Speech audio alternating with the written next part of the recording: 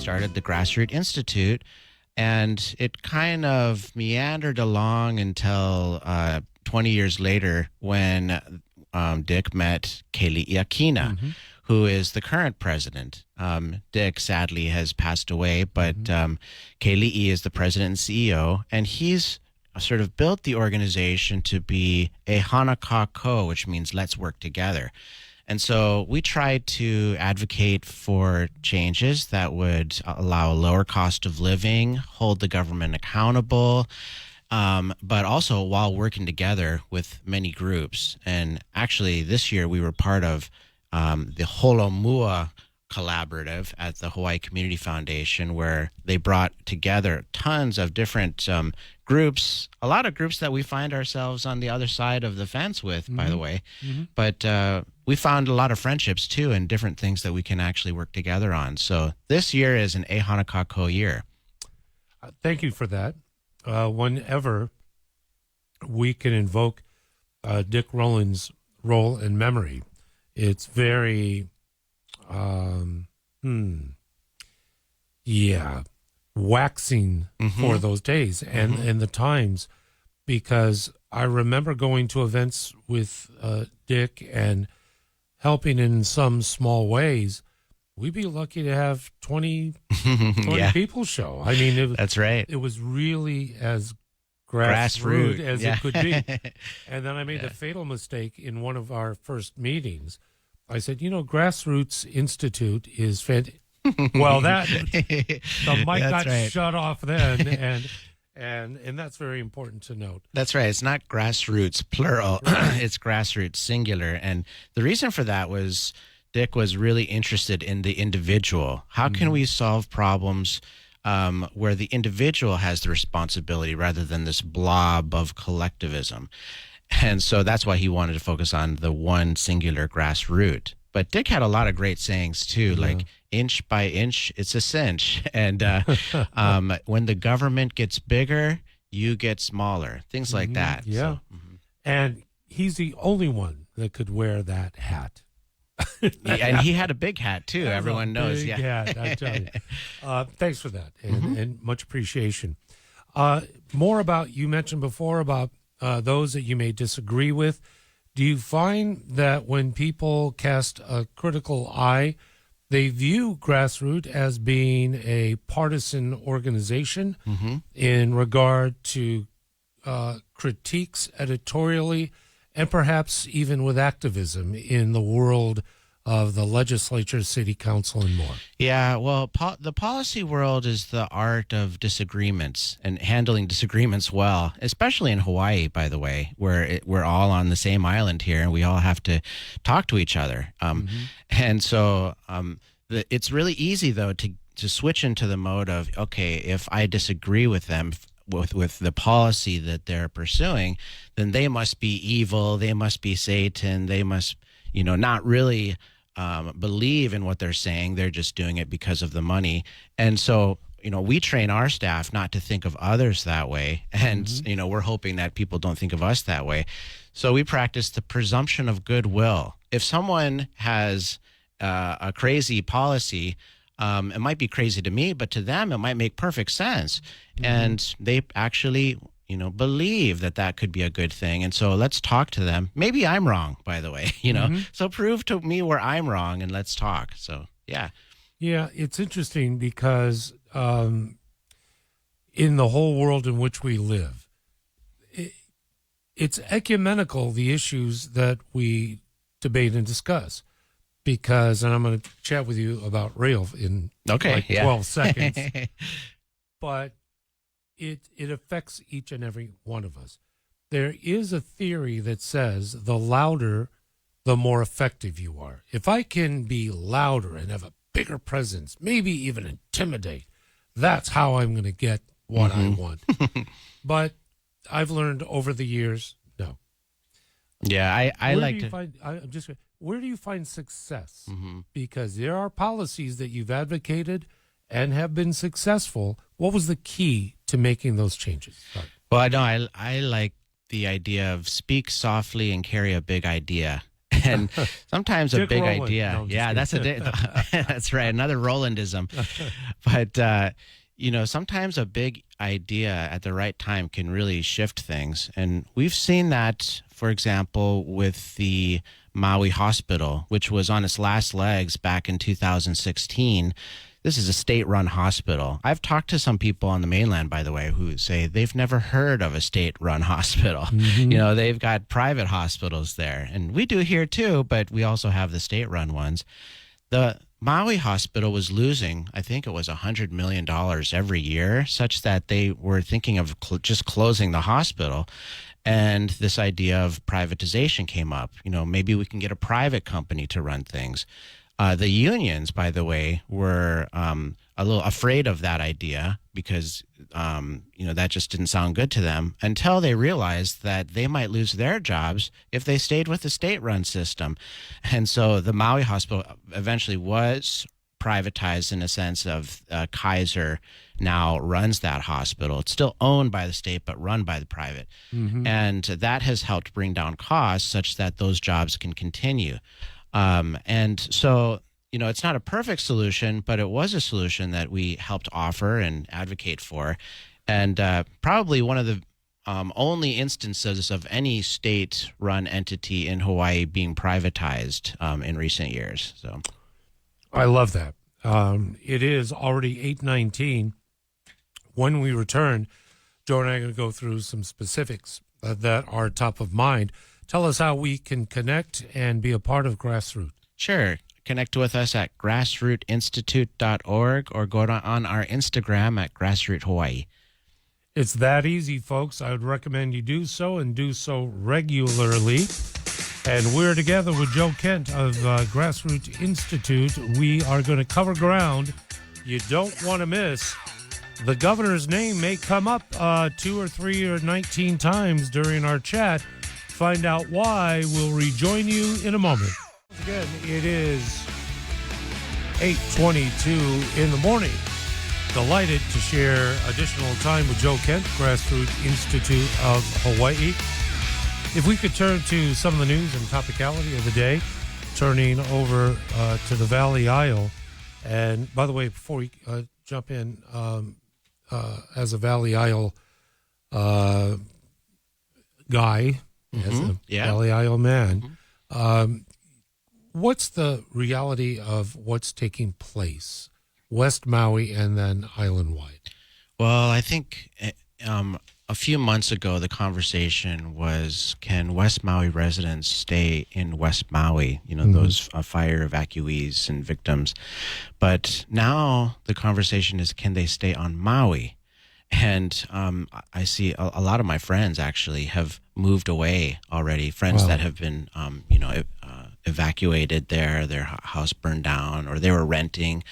They cannot wait for years and years for the state or for the private sector to build housing. So they're just leaving. And maybe that's the best solution for them. But there are thousands of families that want to stay on Maui and are trying to figure out a way to do so. The state and the feds are paying for their bill at the hotels there. That's a really expensive bill, by the way, and the money's going to run out sometime. And so the governor is trying to put in place some way of knocking down those costs, but it's going to involve a carrot and a stick, and I'm not sure if it's the right carrot and the right stick, though. Right. So the one thing, the perception, when there are disasters on the mainland, and I'm going all the way back to Hurricane Andrew, early 90s, and moving forward, there is a deployment of housing that is unmistakably swift and sure. It's not a permanent residence, but it is temporary housing that is accommodating in the meantime, etc. Why, in goodness gracious, can we simply not construct housing for our friends and family on the Valley Island? One caveat: I've learned that there have been proposals to do exactly that. Kauhales or ADUs or some fab, manufactured homes or what have you. We're ready, man. Let's go. Let's do it. And then the hand goes up and there's a big fat no. Yeah, that's right. We are seeing hundreds of units being built or in the planning stages. And these are things like prefab homes, pods, if you will. Over at King's Cathedral there near Kahului, there's one project that it seems is really moving forward well. Other projects up the Napili coast there north of Lahaina as well with these small pods. But what would really help the situation is some regulatory certainty, because these people, of course, they can't hook up to the plumbing right now. That's a big problem, and there's no clear regulations for these types of houses. And so if there was more regulatory certainty that, okay, we're going to build these houses, but don't get in our way, government, then we would see much more investment in here. I mean, this is, I think local business owners and entrepreneurs, the people in Hawaii with money, are actually willing to invest and even take a loss to try to build some of these housing. But they don't want to take a major loss such that the housing doesn't even get built. And so whatever lawmakers can do to relax these regulations. Now, our team has looked into the history as well on Kauai, where they lightened the permitting regulations and said, okay, if you want to build, you can build. You don't need to get a permit. That was after Hurricane Iniki in 1992. Right. And that led to 2,000 homes being built in a year. Well, we need thousands of homes to be built there. And so, there are a lot of things that government could do if they just closed their eyes, held the scissors, and cut the red tape. That would do the most to build housing. And all of these sort of tinkering means to address the problem with carrots and sticks otherwise are kind of temporary fixes, but eventually the money runs out. Right. There are a couple of certain things. I understood from short-term rental incentivization. I'm kind of looking at this and going, really? And it's pitting against, and it to me, it's busy work. And maybe you can expand and inform us of the reality. Yeah, I had a lot of gut reactions to it too. I'm trying to breathe deeply and think about it. So the governor is planning to spend $5,000 to $10,000 per unit per month, per short-term rental unit. I mean, if it's rented to a fire evacuee. But right now, the governor and the feds are paying $13,000 per month. So just imagine, they're paying $13K, but they could pay $5 to $10K if they got the families into short-term rentals. That sounds pretty good, and it sounds like a savings. And for some short-term rental owners, it makes sense economically. Now, on the other hand, what really is a short-term rental on Maui? It's not like we think of it, like a small home in a neighborhood. That's not really what short-term rentals look like on Maui. They really just look like hotels. And there are thousands of these condotels up and down the west coast of Maui there. And you wouldn't even be able to tell which is a hotel and which is a short-term rental there. These condotels rent for between $200 to $500 per night, and at that cost, for a 2-bedroom, that's more than the governor is offering. And so, if somebody can make $15,000 to $20,000 in a month, then why would they accept the $5,000 to $10,000 per month? Now, I understand though that that's the carrot, but there's also a stick here too, which is that if you don't rent to fire evacuees and victims, then we're going to place a moratorium on short-term rentals, and so you have to basically do this.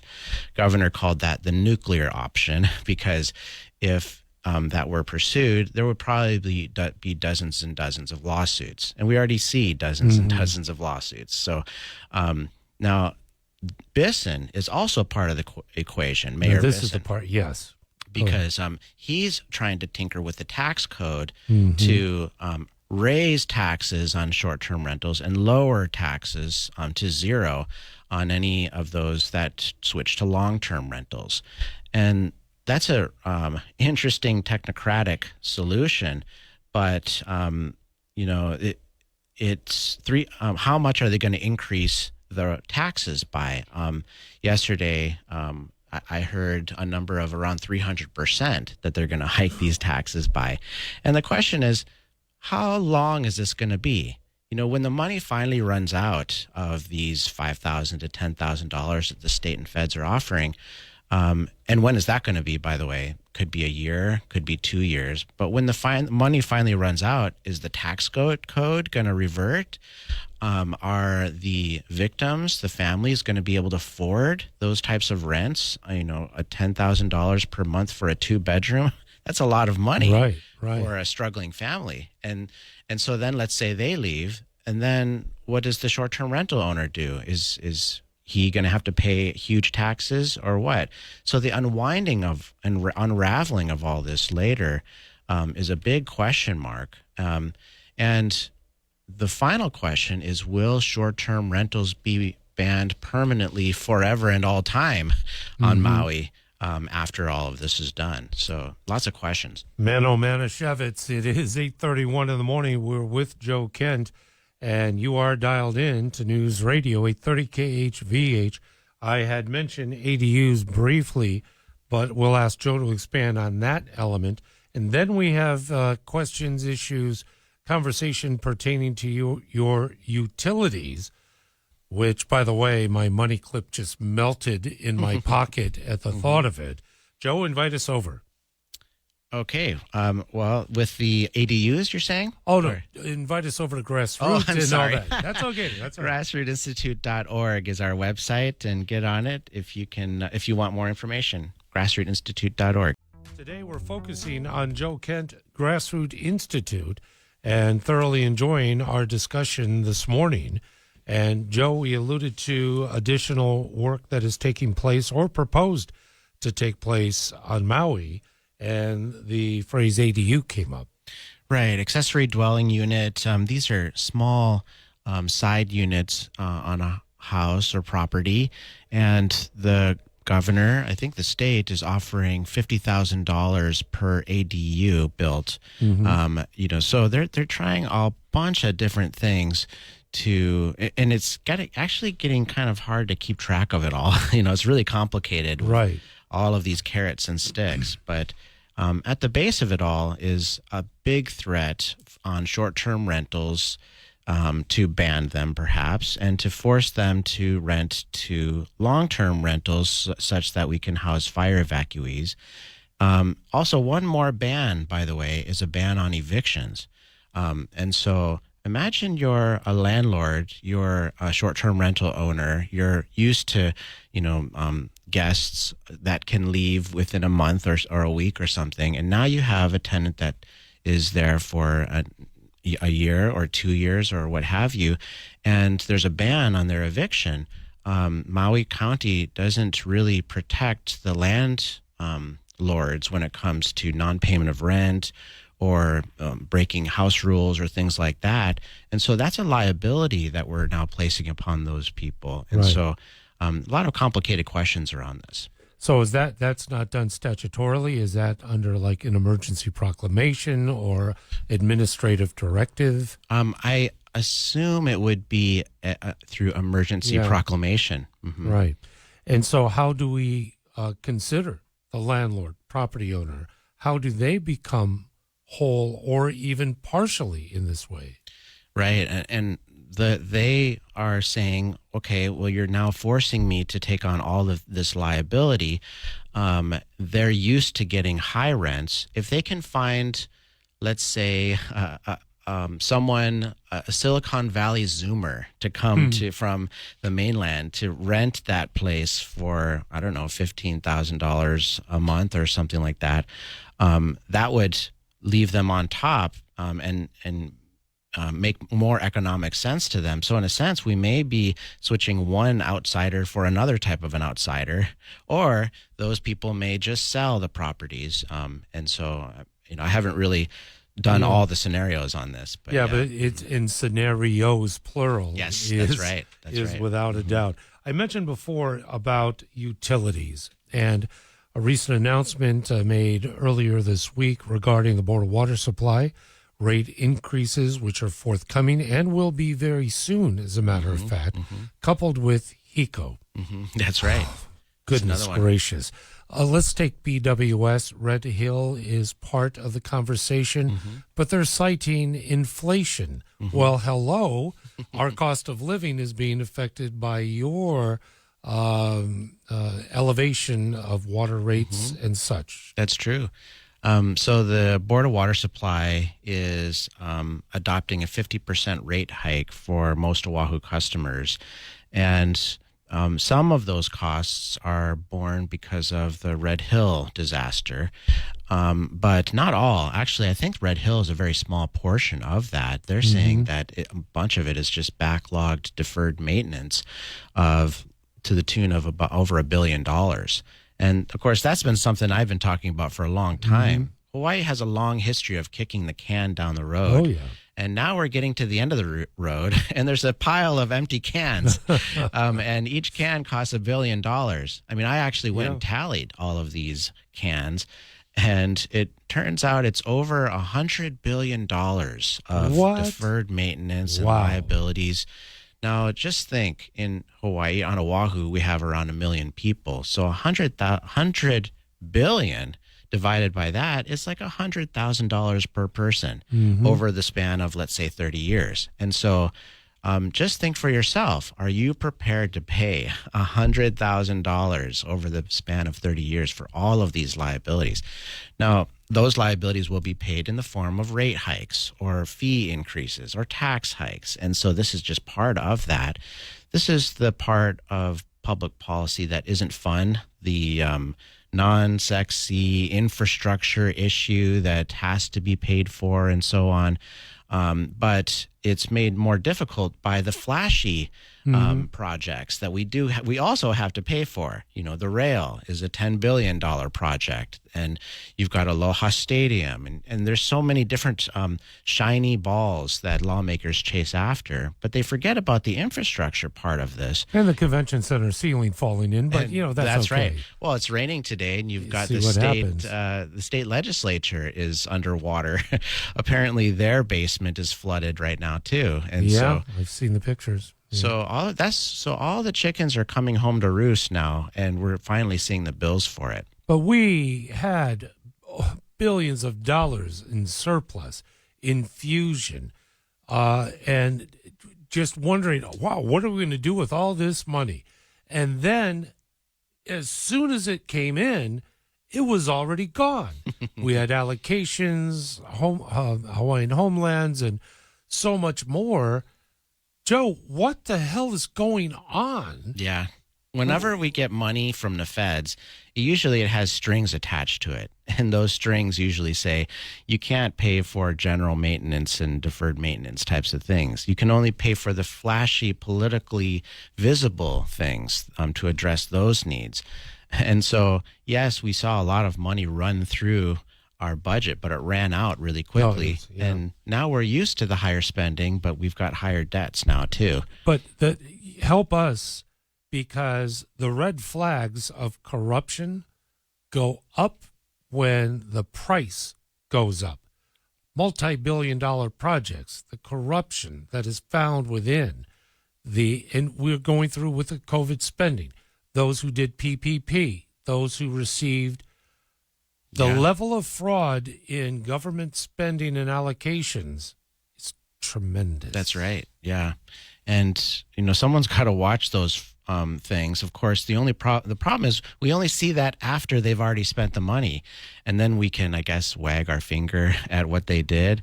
But it all makes it more difficult to pay for the things that actually make sense, like, upgrading our water infrastructure. Yeah. I mean, we have 300 water main. There's water main breaks right now, like today. It's like slowing down traffic right now, and we do have to figure out a way to mitigate against the Red Hill, leakage into the water and all of that. But someone's got to pay for it. And, Hawaii residents are finding out it's them that's going to pay for this. Before we take a break, it's already 8:49. Can you comment a bit on HECO and what's in the offing? Yeah, sure. So that's another utility bill that is going up. But this is actually a gimmick to try to lower it, which, that's welcome. So the current electric rates on Oahu are around 43 cents per hour. But what HECO is saying is that if you use the electricity during the day, you can knock it down to around 17 cents per hour. So that's a good idea. But only around 16,000 people in this sort of trial run can do this mechanism, this gimmick, where if you use it during the day, you get a lower bill. If you use it at night, you get a higher bill. But the higher bill is higher. It's at 52 cents or 60 cents per kilowatt hour. So that's the problem with solar, actually. And if they want to expand solar, there's this big problem of it's really difficult to get the batteries to store the solar energy. We all have this sort of fantasy imagination picture of, okay, you just get a big battery building and you hook up the solar to it and it saves enough power that we can all use it when it's rainy, like today. But actually, in order to do that, you would need billions and billions and billions of dollars. And I think even all of the batteries in the world might not be able to power Hawaii for like 3 rainy days. So that means you have to use the solar power when it's produced. And that's why they're sort of trying to push people to this. But I don't know about you. I don't use the power when I'm at work. I don't use power at home when I'm at work. So how am I going to do that? So I'd be curious about how these 16,000 participants what are they going to do? Leave their phone at home and charge it then? Well, they need it at work. And then when they come home, like turn the lights off and just sit in the dark or what? So it's an interesting gimmick, but it points to the problems with renewable energy, which is firm power. There are no really good firm power solutions when it comes to renewables. And people say, okay, what about biofuels? Yes, but I think it costs more energy to make biofuels than they actually put out. And there's also environmental questions there too. So, you have to burn trees or you have to use animal fats or something to make these fuels. So yeah, lots of questions about solar, and that actually leads to another one, which is this killing of a solar plant on Maui. There was a new project that was supposed to move forward, a solar project, and it was opposed by environmentalists who killed it. So we have now environmentalists who are stopping solar and wind projects across the state. Why? What's their justification? Well, you've got the using of all this land, first of all, and the Land Use Commission would have to approve that. Then you've got the, above Lahaina, remember, there was a solar outfit there, and some people are concerned that may lead to wildfires too. A solar generation facility in a grassland area. So cut the grass. Well, there you go. Exactly. And so, I mean, I have nothing against solar power. Oh no, but it's just ironic that we're trying to do this solar and wind for the purpose of pleasing environmentalists in a sense, but you have environmentalists who are opposing it. So I don't know how we're going to solve the math on this. We're running out of time. 8:53, final break. Going to be very short, and then back with Joe Kent of Grassroots Institute of Hawaii. One word: energy. Well, in Hawaii, we have a mandate to reach 0% net carbon emissions by 2045. So think tailpipes, right? Think power plants, coal plants, breathing carbon, but also think about airplanes and ships, and all of the tailpipes have to come off of these things. So how are you going to shave a tailpipe off an airplane? You put a banana in the tailpipe. That's the question right now that no one can answer, because in by 2045 we're supposed to be producing zero, but we don't even have the technologies or to do this, or the prices for this. How do you fly an airplane without carbon emissions? And so now we're also, as part of that law, supposed to reach 50% in 6 years. So 6 years from now, we're supposed to be at 50% carbon emissions than what we were a few years ago. But I asked the state where we are now. We're at 5%. They've reduced carbon emissions by 5% in the past, decade. And so how are we going to get to 50% in 6 years? And the answer is they want to significantly reduce the amount that we drive.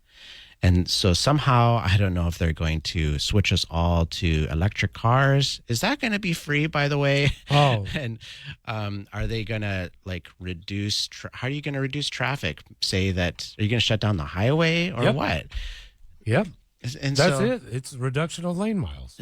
Exactly. And so I don't. The other way they could do this is by using more land to plant trees. Okay.